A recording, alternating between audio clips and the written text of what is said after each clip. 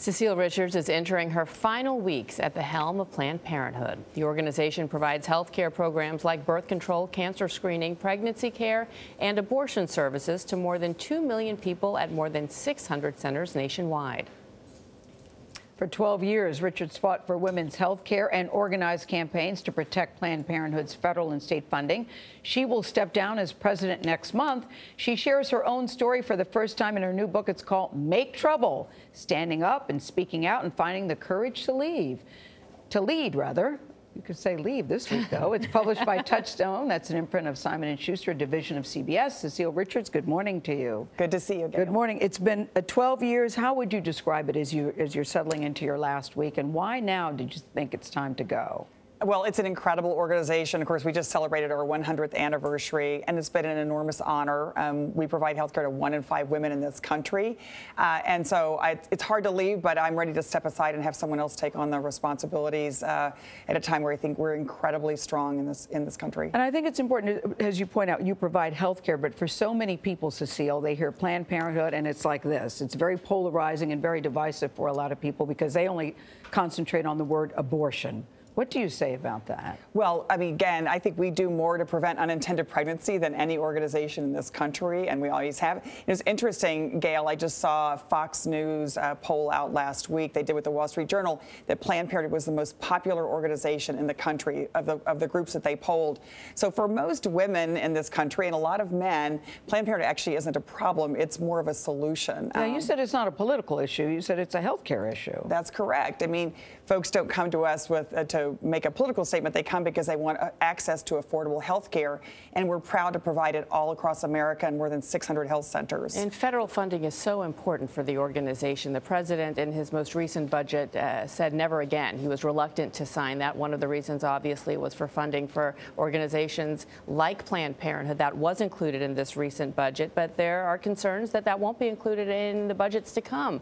Are you concerned about that as you hand over the reins? Actually, because of the outpouring of support of people across the country, many of them former and current Planned Parenthood patients, I feel really good about where we are. I mean, we had bipartisan support in the United States Senate that kept our doors open last year. And again, I think as more and more folks have focused on what it would mean, when you talk about defunding Planned Parenthood, it really means blocking women from getting birth control, cancer screenings, and for many women, we're the only health care provider that they have. You tell an interesting story about meeting with Jared and Ivanka early on after the election to talk about Planned. I thought that was a very interesting conversation. Will you share that? Sure. Briefly? Well, and you can read more in the book. I think it's kind of a behind-the-scenes look at, I'd heard that they were interested in meeting to learn more about Planned Parenthood, and I would do anything, go anywhere, talk to anyone about the important care that we provide.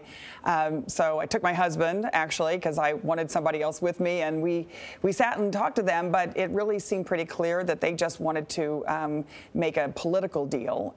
They wanted us to quit providing abortion services to women in America. Didn't they say we could guarantee funding if you say you'll stop abortion? That's basically what they said, and I just said we will never turn our backs on women in America. It's a legal service, and plus, as you say, no federal funding goes for abortion services.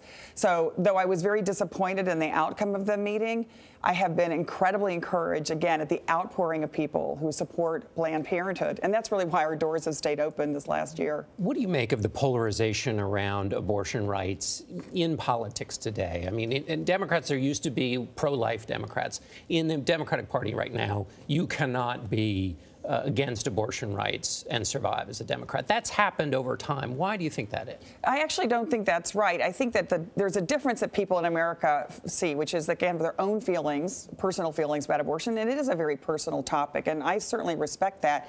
But it's different to say that you want the government to tell women and pregnant people what they can do. And that's where I think actually there is overwhelming support now for Roe versus Wade, the highest that there's ever been in this country, including among Republicans. So I think it's a difference between respecting people's personal opinion and what do you want the government to actually do. But do you think if you're a Democrat who agrees on restrictions of abortion of some kind, that you will have success in the Democratic Party? Well, I mean, I don't know. There are people running all across the country. I will tell you one thing that has been encouraging this year, and I write about it in my book, is the record number of women running for office. I have never seen the outpouring of women being not only candidates but activists. I think it's an exciting time. Frankly, I think if we finally got half of Congress could get pregnant, we would quit fighting about birth control and Planned Parenthood, and we'd move on to some other issues. Well, I think it's so appropriate that the name of your book is called Make Trouble, because you talk about as a little kid, you refused in class to say the Lord's Prayer, and then later in 7th grade, you wore a black armband to protest the Vietnam War and were called to the principal's office. Right. That's been kind of my history. Of course, I talk about in the book as well, growing up with Ann Richards as my mother, who went on to become the first progressive woman governor ever in the state of Texas. Talk a little bit about what it was like raising activist kids, what it's like being pregnant with twins and trying to go on the campaign trail when there's no more maternity clothes that can possibly fit you. So I hope this book is both a memoir but also a little bit of a call to action for people who want to make a difference in the world. And I was fortunate enough to meet your mother when she was governor of my home state of Texas. And I'm curious, she was never one to hold back her thoughts, right? And she spoke her mind. What would she think about the current political landscape right now in this country? I think what Mom would feel is incredibly excited about the number of women who are now standing up, speaking out, whether it's Me Too, whether it's Time's Up, whether it is women running for office.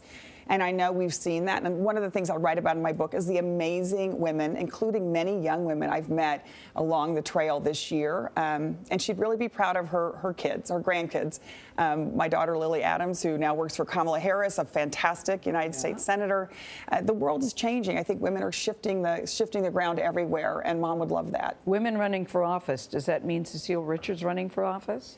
Well, you never say never, but I'm really excited in these next few months to make sure that women are not only running for office, but they are registered to vote and that they're turning out in November. I think women have the opportunity to change the landscape and change the direction of America.